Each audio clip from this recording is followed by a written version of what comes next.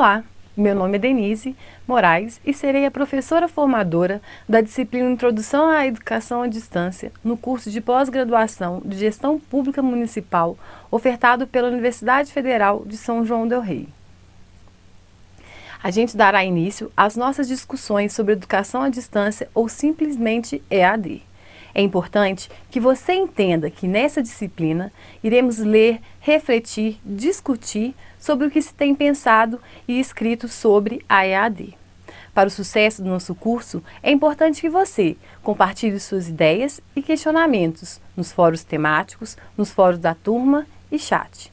Para te ajudar nessa jornada, você contará com a ajuda dos tutores presenciais, à distância, professor formador e seus próprios colegas.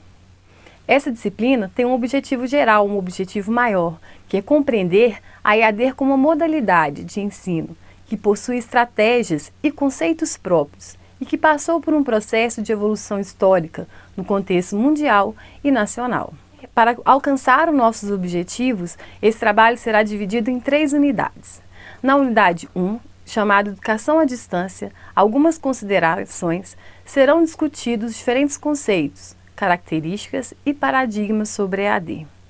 Já na unidade 2, Educação à Distância Cenário Mundial, será discutido contexto mundial que impulsionou o surgimento da EAD. Já, por fim, na Educação à Distância no cenário nacional, será possível contextualizar o surgimento e a relevância da EAD no cenário nacional. E por que estudar essa disciplina? Porque a EAD cada vez mais vem se apresentando como um instrumento capaz de contribuir para a inclusão social. Ela se adapta a diferentes horários e espaços, de acordo com a demanda do cursista. É importante também essa disciplina para compreendermos o funcionamento de um curso EAD, os seus preceitos, os seus conceitos e história. É possível também para podermos vencer preconceitos, pois apesar de ser aceita e bem disseminada, a EAD ainda sofre alguns preconceitos, como por exemplo, a respeito da sua qualidade.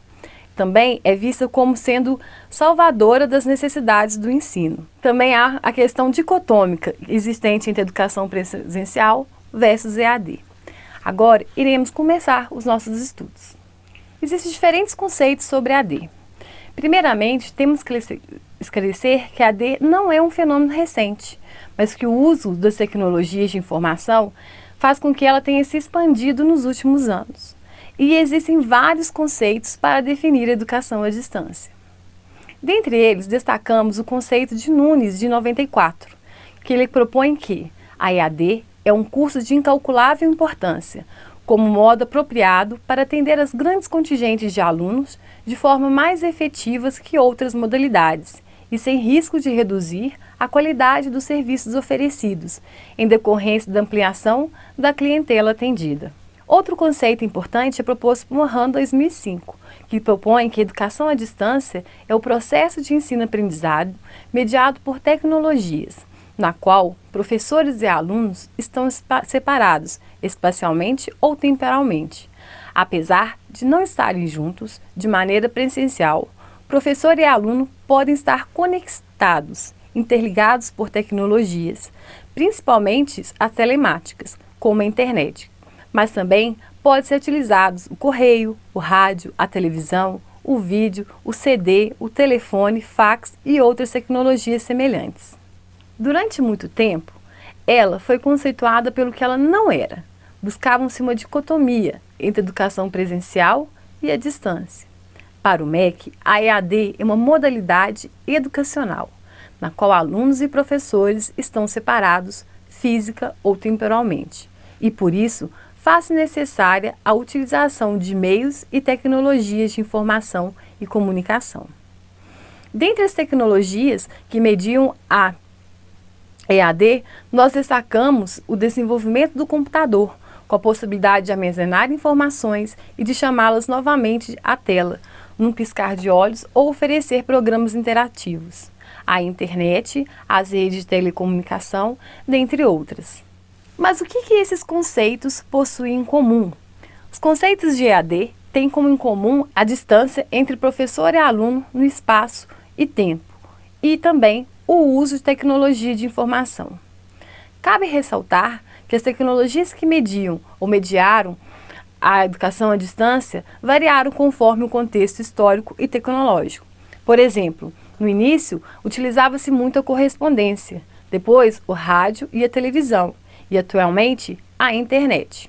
De acordo com as características da EAD, Mongol propõe que ela sofre influência de uma organização educacional no planejamento, preparação do material de ensino e na provisão de serviços de suporte aos alunos, a distância física entre professores e alunos, a utilização da mídia, seja eles impressos, áudio, vídeo ou computador, para mediar ações educativas entre professores e alunos no desenvolvimento do conteúdo do curso. Uma comunicação bidirecional, de forma que o aluno possa se beneficiar de um diálogo mais estreito com o professor. E quase permanente ausência de grupos de aprendizagem presenciais, com a possibilidade de encontros face a face.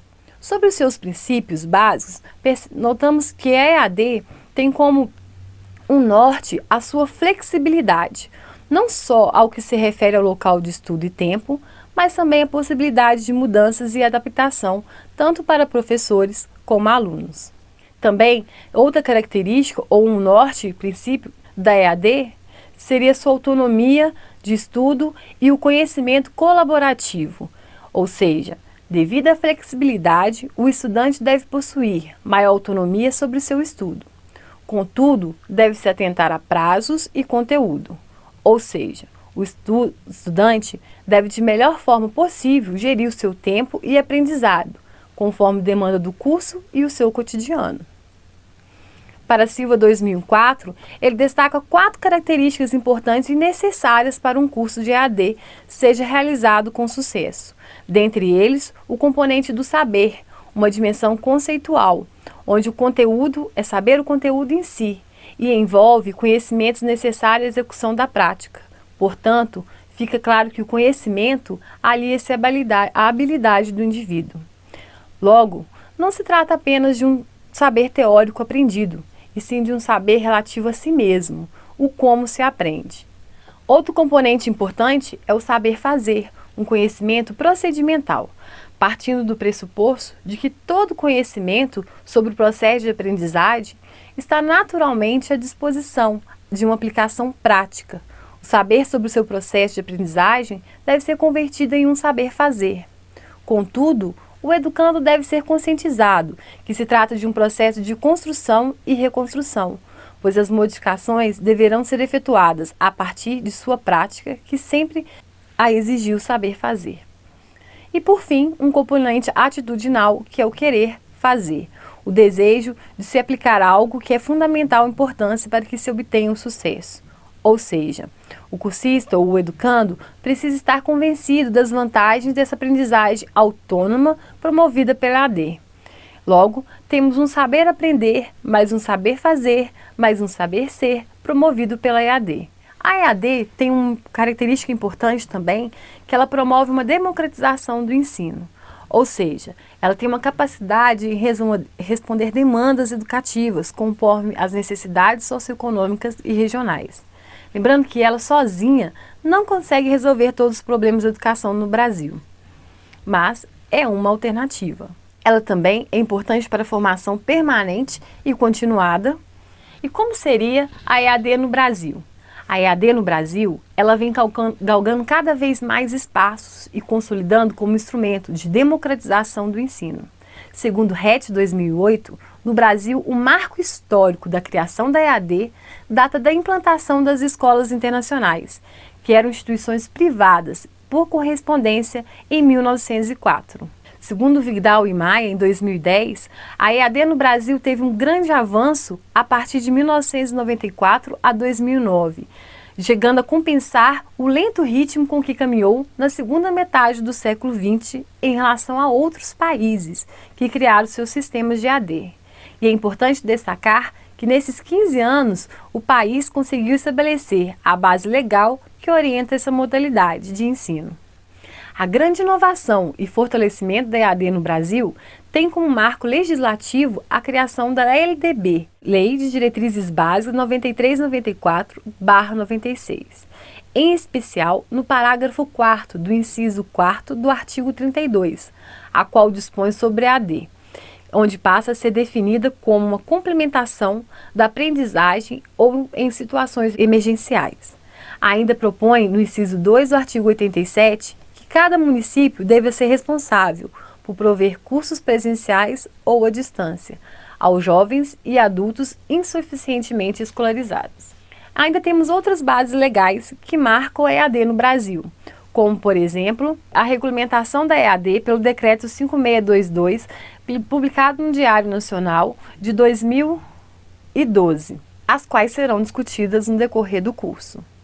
Então, atualmente, a EAD apresenta-se como uma possibilidade educacional, tanto pelo seu reconhecimento das limitações dos sistemas tradicionais de ensino, como para atender a um grande número de pessoas, romper fronteiras geográficas e respeitar o ritmo da aprendizagem do aluno.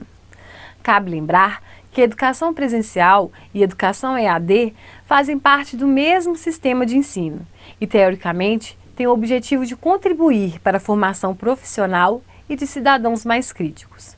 Assim, a qualidade do ensino da EAD está atrelada a diferentes fatores e não à modalidade ou o nível ao qual se aplica. Hoje, a EAD é uma realidade e está presente em nosso cotidiano. Segundo Rios, a educação, seja ela presencial ou à distância, deve propiciar ao estudante, entre outras coisas, alguns aspectos fundamentais para sua formação como cidadão, tais como consciência crítica, criativa e participativa, formação sólida que permita aprender conteúdos que fundamente a análise e interpretação da realidade, e vinculação da teoria com a prática, contextualizado nos aspectos sociais, econômicos, político e cultural. Então, portanto, a EAD ela é um fato, com estratégias e conceitos próprios. Logo, assim como outra modalidade, a aprendizagem só ocorre se houver dedicação e compromisso. Por isso, contamos com a sua participação para o sucesso deste curso que se inicia. Muito obrigada pela participação de vocês.